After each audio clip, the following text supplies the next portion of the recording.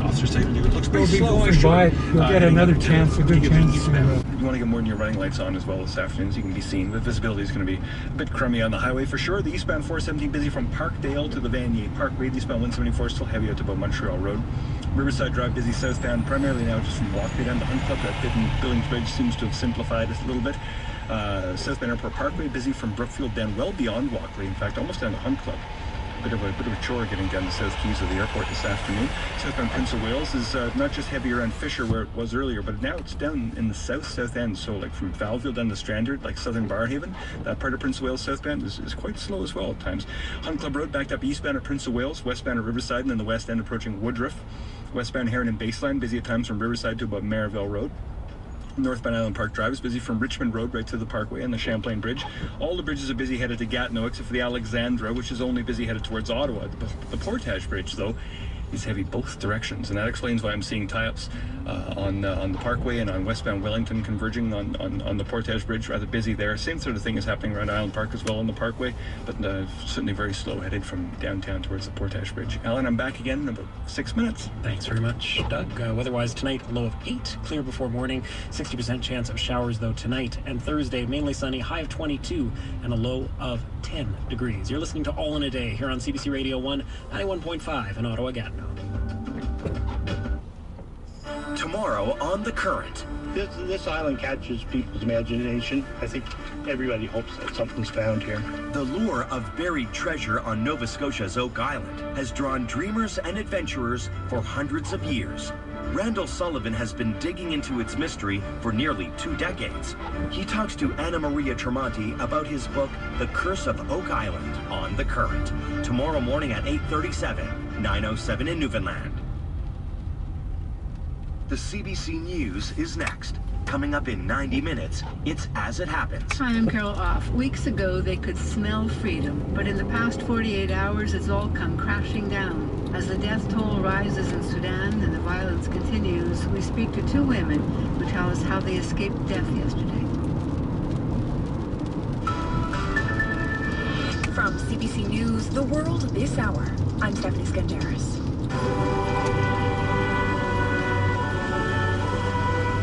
2 days of ceremonies marking the 75th anniversary of the D-Day landings got underway today on both sides of the English Channel. In Portsmouth, England, the Queen was among the dignitaries who gathered at the site where thousands of young soldiers departed for French shores. It is with humility on behalf of the entire country, indeed the whole free world, that I say to you all, thank you.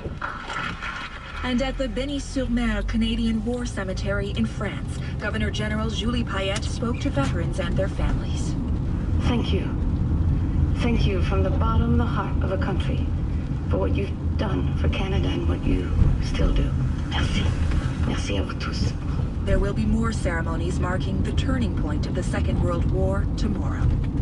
A second Indigenous group is expressing its interest in buying the Trans Mountain Pipeline. Ottawa paid $4.5 billion for the controversial pipeline to keep the project alive. But once regulatory issues are worked out, it intends to sell it. Carolyn Dunn has more.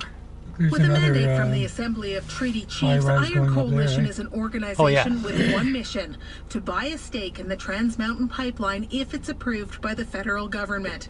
It's inviting all Alberta First Nation and Métis communities to join that effort. The premise of Iron Coalition is that 100% of proceeds would go directly back to the communities that have an ownership share. Chief Tony Alexis of the Alexis Nakota Sioux Nation is one of its founding leaders. This is a game changer for First Nation Métis communities to participate. Everyone will have the benefit. But Iron Coalition is facing competition from another potential Indigenous buyer, Project Reconciliation. It intends to include Indigenous groups from BC, Alberta, and Saskatchewan in its bid. At this stage, there are no plans for the competing groups to join forces.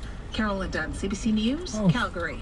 A Calgary couple convicted in the death of their toddler have each been sentenced to 32 months in prison. 14-month-old John Clark died of a staph infection in 2013. Prosecutors argued his parents refused to bring him to the hospital until it was too late. Jennifer and Jeremy Clark were found guilty of criminal negligence causing death and failing to provide the necessaries of life. Medical witnesses testified the boy would have almost certainly survived if he'd been treated in time.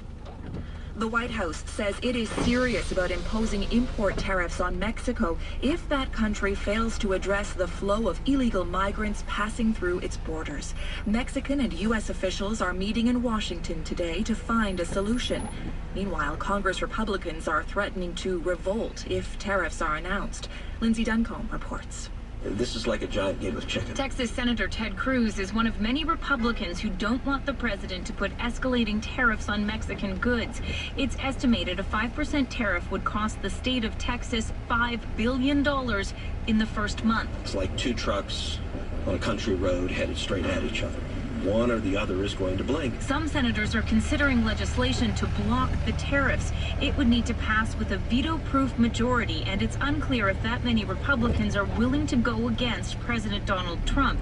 It may not come to that. Mexico is bringing proposals that could stave off the threat. Lindsay Duncombe, CBC News, Washington. The CBC is joining a growing list of news organizations expressing concern about police raids on Australia's ABC News and News Corp. Did you hear about that? In the ABC raid, police were looking for classified reports on misconduct by Australian troops in Afghanistan. News Corp says in that raid, police were looking for copies of a report on plans for the surveillance of Australians' emails, text messages, and bank records. In a statement, CBC Editor-in-Chief Jennifer Maguire says CBC is deeply concerned about an attack on journalists doing their job. And that is your world this hour. For CBC News, I'm Stephanie Skandaris.